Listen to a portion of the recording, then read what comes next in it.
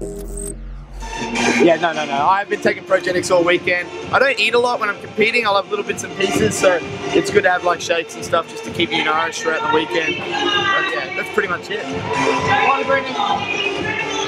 Talk to me a little bit about nutrition going into the weekend. Like, what will you do on a general competition week or weekend? Really, it's about just getting fuel in for me this weekend. I try to eat largely good for the most part. I'll try and start the day right with a good healthy breakfast and all sorts of stuff.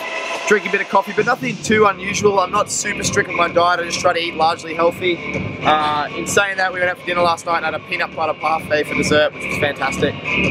What did you have for breakfast today? I had a big breakfast from a cafe down here, which had bacon and poached eggs and spinach and tomatoes on some gluten-free bread and a sweet potato rosti and some coffee. How many meals would you eat on like a competition day? Probably about the same as a training day because I train quite high volume, so the volume I put out in training is pretty similar to a volume I put out in competition. So about the same, maybe 3 or 4 meals throughout the day and then dinner. After spending some time with you, one thing I know is that you're not paleo and you love to eat peanut butter and milk. Yes. Talk to me a little bit about that. I just enjoy it. I love peanut butter. I like the taste of it, and they're just really convenient to have around.